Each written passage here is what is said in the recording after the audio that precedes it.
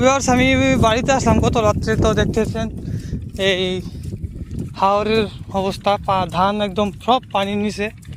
এই ধান কোনোভাবেই কাটা সম্ভব না, যে পরিমাণ ধান পানির তলে পড়ছে। যা হাট হাট হাট। তো আমি যাচ্ছি একটু গরু নিয়ে হাওরের দিকে। হ্যাঁ এই যে যা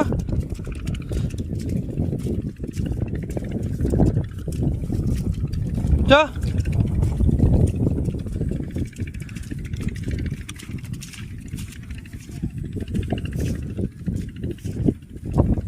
যা যা হাট হাট ফেলতা।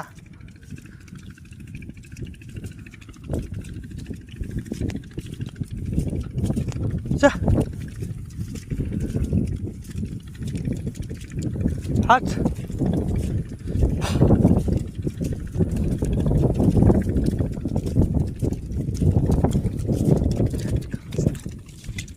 যা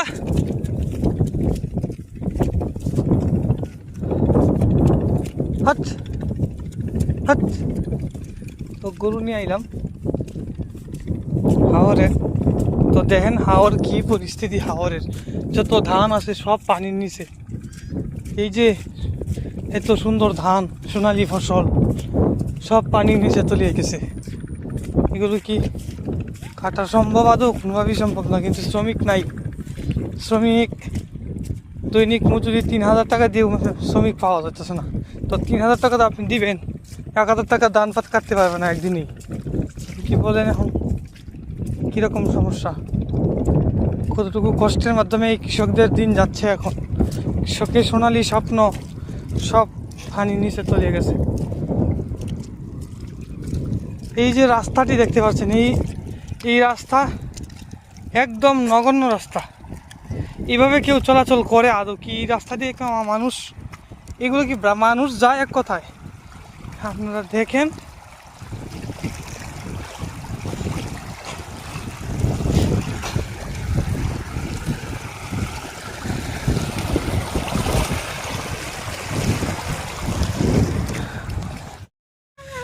নমস্কার ও সালাম প্রিয় দাদা ভাই ও দিদি ভাইরা, সবাই কীরকম আছেন? আমি ভালোই আছি, আপনাদের আশীর্বাদ দোয়ায়। তো অনেকদিন পর বাড়িতে আসলাম। বাড়ির পরিবেশ খুব একটা বেশি ভালো না, কারণ বন্যার পানিতে সব পানি, ধান বন সব তলিয়ে যাচ্ছে। তো দেখতে থাকুন ভিডিওর মাধ্যমে তুলে ধরবো আজকের পরিবেশ গ্রামের। সবাই দেখবেন, কমেন্টে জানাবেন, ভালো লাগলে সাবস্ক্রাইব করবেন, লাইক দিবেন। তো দেখতে থাকুন। ভিউয়ার্স সকলকে নমস্কার ও সালাম। আমি এখন বৈশাখের ধান বাঁধতেছি। তো বাড়িতে আসার আজকে হচ্ছে দ্বিতীয় দিন। এই ধান বাঁধতেছি, ধান কলায় দেওয়া হয়েছে। সকলে এই ভিডিওটি আজকে ধৈর্য সহকারে দেখবেন। রোদ নাই, তারপরেও একটু ধান লাড়া আর কি, কারণ হচ্ছে ধানগুলো তো একটা গতি করতে হবে, এই আর কি। সবার সাথে থাকুন, ভালো লাগলে চ্যানেলটিকে সাবস্ক্রাইব করবেন, পাশে থাকবেন। তো এখন আমরা 4 ভাগে দিলাম, এইখানে দিলাম এই নেটটার নাম 25/7 3,000 টাকা দিয়ে। আর টিপালি নেটটা আর 2 সাইডে 2 টিপাল দেওয়া হয়েছে। এদিকে দেখেন ধান কত কালো হয়েছে, ধান একদম কালো হয়েছে। তবে অন্যদিনের সাথে আজকে বোঝা যাচ্ছে যে একটু হালকা তাপ আছে। তো অন্যদিন তো শুধু বাতাসের মধ্যে আমরা ধান শুকাইতাম। আজকে দেখেন চারিদিকে কত পানি চলে আসছে। এই যে কাকুয়েরা ধান লাড়তেছে, সবাই কাজে ব্যস্ত আছে। এই ফাঁকে ভাবলাম যে আমি একটু ভিডিও করি। তো দেখেন এই খড় কিন্তু কেউ এখনো শুকাইতে পারে নাই। গরু যে কি খাবে, মানুষ কিভাবে গরু রাখবে তার কোনো গ্যারান্টি নেই। হ্যাঁ লাড়া দে, হ্যাঁ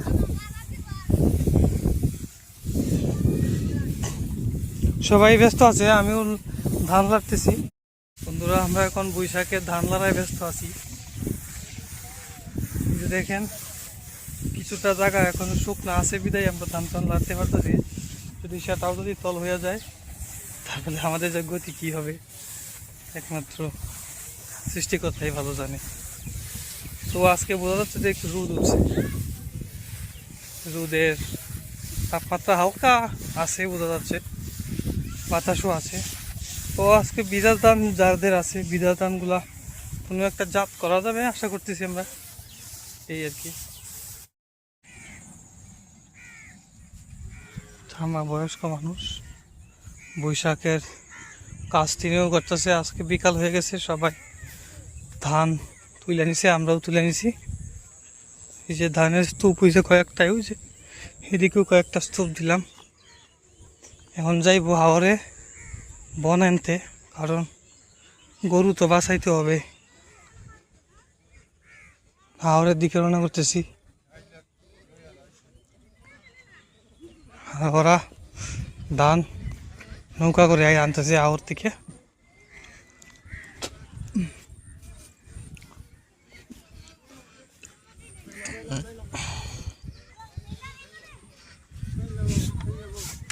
হ্যাঁ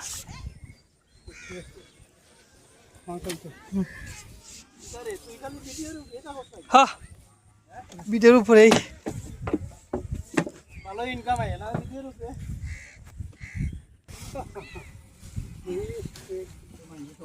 ওই বেটা কিটা করতেছস বেটা? হ্যাঁ কিটা করতেছস? কিটা করব? হ্যাঁ বেটা বললে শুনলে তো সগা দা কে পাতি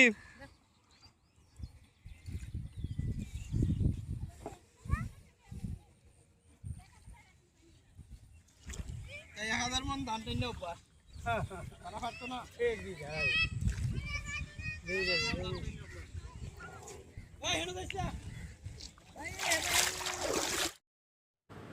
তো ভিউয়ার্স, আজকে এই পর্যন্তই। ভালো লাগলে ভিডিওটি সাবস্ক্রাইব করে রাখবেন চ্যানেলটিকে। সবাইকে নমস্কার, সালাম। সকলকে আবারও সাবস্ক্রাইব এবং লাইক করবেন। সবাই ভালো থাকবেন, সুস্থ থাকবেন। টাটা।